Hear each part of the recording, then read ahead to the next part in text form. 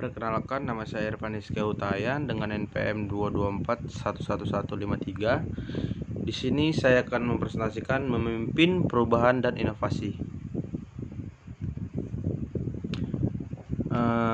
Jenis perubahan dalam tim dan organisasi, peran atau sikap. Pendekatan yang berpusat pada sikap melibatkan perubahan sikap dan nilai-nilai dengan sarana persuasif, program pelatihan, kegiatan membangun tim, atau program perubahan budaya. Pendekatan yang berpusat pada peran melibatkan perubahan peran kerja dengan mengatur ulang alur kerja, mendesain ulang pekerjaan. Selanjutnya, teknologi. Pertama, teknologi. Jenis perubahan ini adalah pada teknologi yang digunakan untuk melakukan pekerjaan. Banyak organisasi telah berusaha untuk meningkatkan kinerja dengan menerapkan informasi baru dan sistem pendukung keputusan.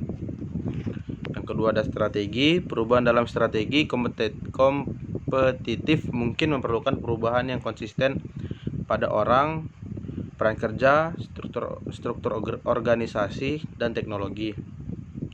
Ekonomi atau orang. Pendekatan pertama berusaha untuk meningkatkan kinerja keuangan dengan perubahan seperti perampingan, restrukturisasi, dan penyesuaian, kompensasi, dan insentif. Pendekatan kedua bertujuan untuk meningkatkan kemampuan manusia, komitmen, dan kreativitas. Mengubah proses. Tahap dalam proses perubahan. Proses perubahan dapat dibagi menjadi 3 fase. Pertama, fase unfreezing. Orang menyadari bahwa cara lama melakukan sesuatu tidak lagi memadai. Fase yang berubah. Orang mencari cara baru dalam melakukan sesuatu. Fase rephrasing. Pendekatan baru diimplementasikan dan menjadi mapan. Tahapan dalam reaksi terhadap perubahan. Pola reaksi memiliki 4 tahap: penyangkalan, kemarahan, berkabung, dan adaptasi. Masih mengubah proses, pengalaman dan reaksi sebelumnya terhadap perubahan. Bagaimana seseorang bereaksi terhadap perubahan sebagai tergantung pada kepercayaan umum seseorang tentang mengatasi perubahan dengan sukses. Keyakinan ini dipengaruhi oleh pengalaman sebelumnya dengan perubahan serta oleh sifat-sifat seperti kepercayaan diri, toleransi risiko, keterbukaan terhadap pengalaman baru, dan orientasi locus of control internal.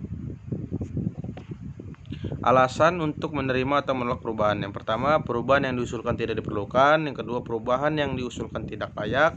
Yang ketiga, perubahan tidak efektif biaya. Yang keempat, ada perubahan akan menyebabkan kerugian pribadi. Yang kelima, perubahan yang diusulkan tidak konsisten dengan nilai-nilai. Yang keenam, pemimpin tidak dipercaya. Pembelajaran inovasi kolektif. Pencipta internal pengetahuan baru. Akuisisi eksternal pengetahuan baru. Eksplorasi dan eksploitasi. Difusi dan aplikasi pengetahuan. Organisasi pembelajaran.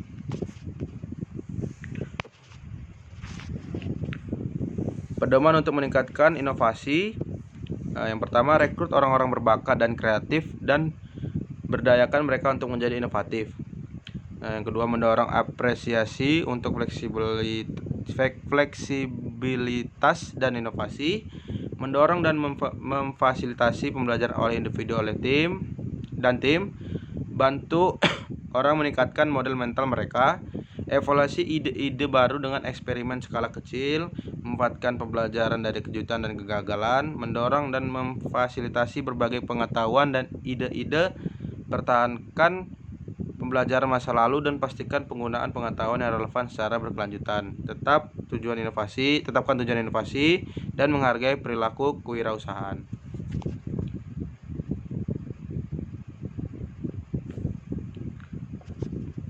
Kesimpulannya, memimpin perubahan adalah salah satu tanggung jawab yang paling penting dan sulit bagi manajer atau administrator. Ini menyebabkan membimbing, mendorong, memfasilitasi upaya kolektif anggota untuk beradaptasi dan bertahan hidup dalam lingkungan yang tidak pasti dan kadang-kadang bermusuhan. Perubahan besar dalam suatu organisasi biasanya dipandu oleh tim manajemen puncak, tetapi anggota organisasi lainnya dapat memulai perubahan atau berkontribusi pada keberhasilannya. Mungkin itu saja dari saya. Sekian, terima kasih.